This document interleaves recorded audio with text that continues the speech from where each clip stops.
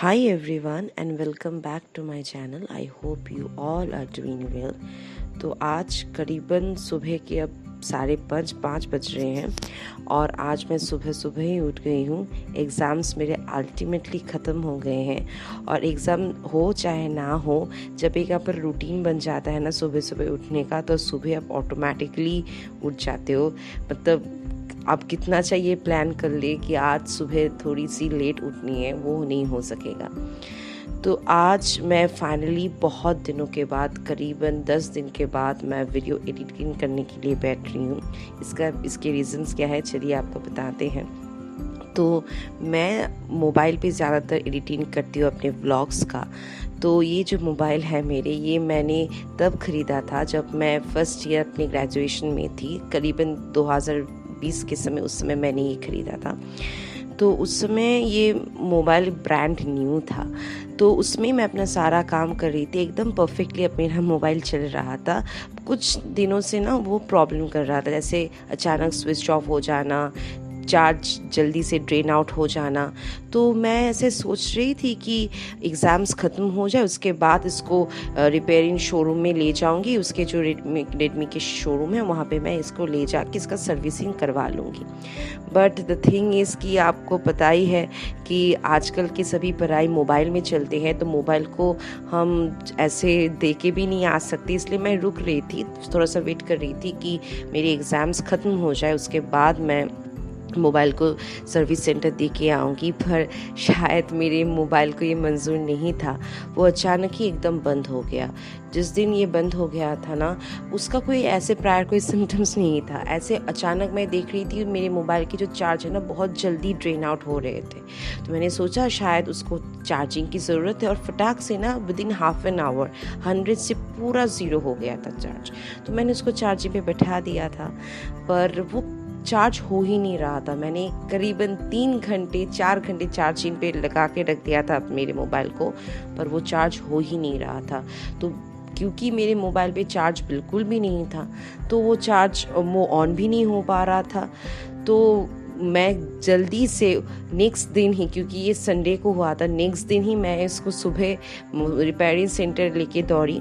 तो वहाँ जाके मुझे पता चला कि मेरे जो मोबाइल है ना, उसके जो बैटरी है उसमें कुछ प्रॉब्लम हो गई है, बैटरी ऐसे फूल चुकी है।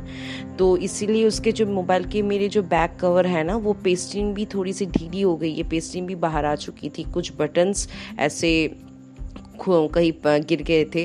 तो बहुत सारे प्रॉब्लम्स थे। तो उन्होंने कहा कि 10 से 15 दिन ऐसे ही मोबाइल को वहाँ पे छोड़ के जाना होगा।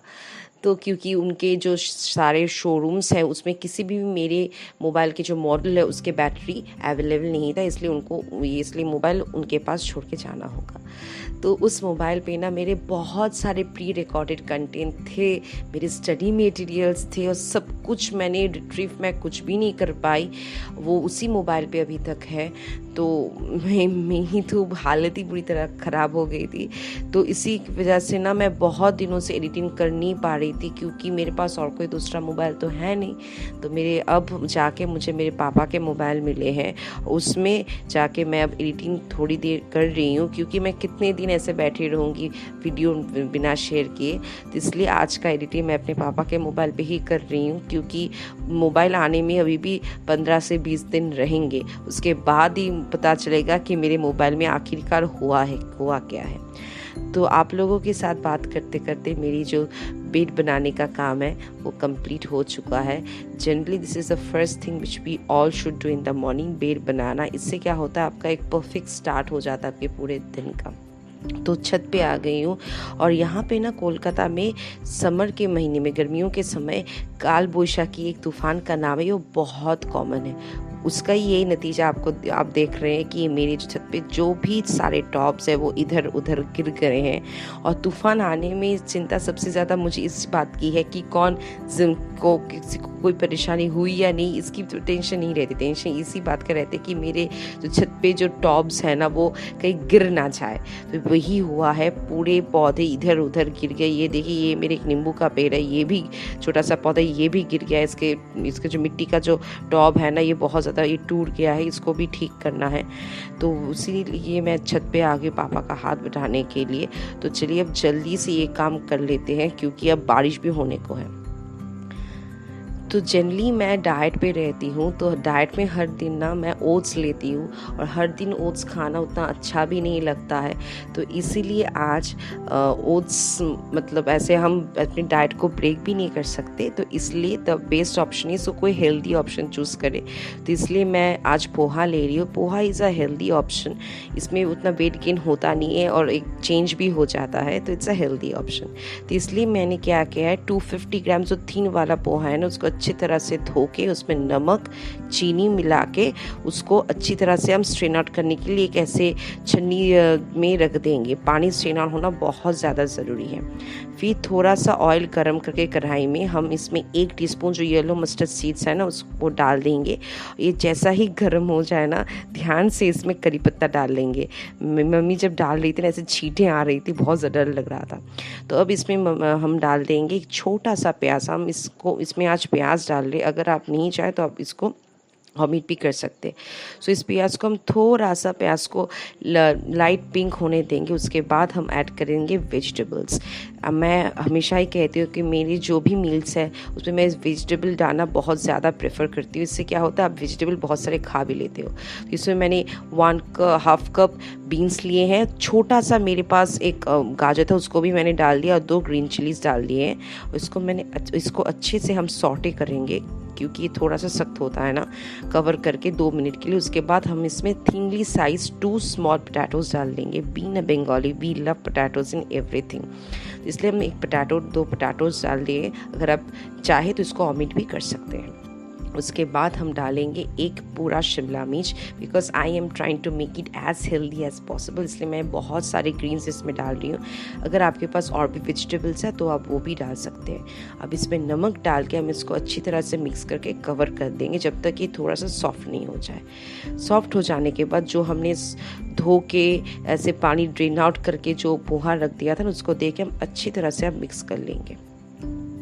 और पोहे को ना उसके पानी जो ड्रेन आउट करना बहुत ज़्यादा ज़रूरी है, इसलिए पोहे को अच्छी तरह से धो के एक छन्नी में डाल के उसमें उसके जो सारा पानी है उसको ड्रेन आउट करना होगा, बहुत ज़रूरी है।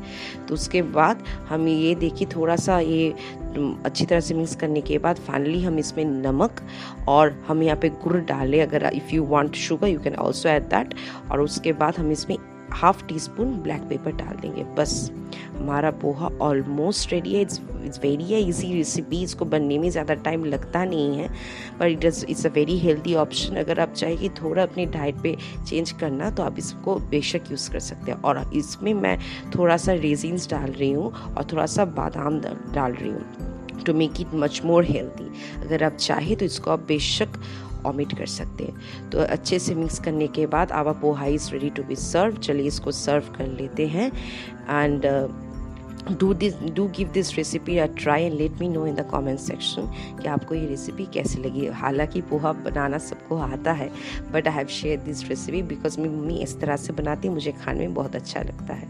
तो इसको हम सर्व करेंगे थोड़ा सा भुजिया और थोड़े से टोमेटो केचप के साथ। ये मेरी प्रेफरेंसेस है, अगर आपको पसंद नहीं है तो हम इसको बेशक ऑमिट कर सकते हैं। तो ब्रेकफास्ट करने के बाद आज हम जाएंगे ना नर्सरी, क्योंकि कुछ पौधे भी लेने हैं, कुछ ऐसे फर्टिलाइजर्स भी लेने हैं, इसलिए हम जल्दी से ब्रेकफास्ट करके हम नर्सरी पे जाएंगे। चलिए जल्दी से ब्रेकफास्ट करते हैं क्योंकि बहुत देर हो चुकी है।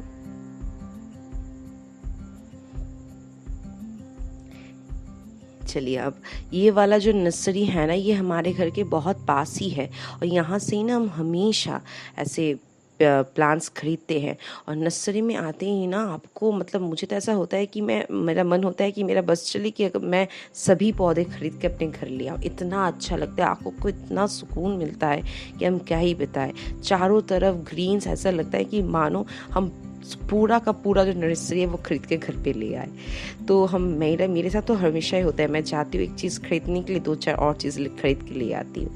तो यहाँ ना बहुत सारे डिफरेंट वैरायटीज़ ऑफ प्लांट्स सबको मिलते हैं। आप जो भी चाहिए सभी तरह के प्लांट्स आपको ये आसानी से यहाँ मिल जाएंगे। तो हम यहाँ पे आए हैं आज प्लांट्स थोड़े 1-2 लेने के लिए और फर्टिलाइजर्स लेने के लिए, जो पौधों में देना होता है मेरे पापा डालते हैं, तो वही लेने के लिए आज हम यहाँ पे आए। That's the main reason behind. तो अब बारिश भी आने को है, चलिए जल्दी से यहाँ से खरीद लेते हैं। नर्सरी से खरीद के हम घर आ गए हैं और घर में अब लंच का टाइम हो रहा है। मम्मी लंच सर्व करिए। आज लंच में हमारे चिकन है, आलू पोस्तो है और मोरोला माछ भाजा है। मोरोला माछ एक छोटा सा फिश है जो हम फ्राई करके खाते हैं, बहुत अच्छा लगता है। यहाँ पे बंगाल में बहुत ईजिली अवेलेबल है। तो आज का ब्लॉग यहीं पे एंड करते हैं। I hope you have enjoyed watching the video as much as I have enjoyed it while recording it. If you do enjoy it, don't forget to like, share and subscribe to my channel, and do let me know in the comment section how you have liked this video. Until next time, goodbye.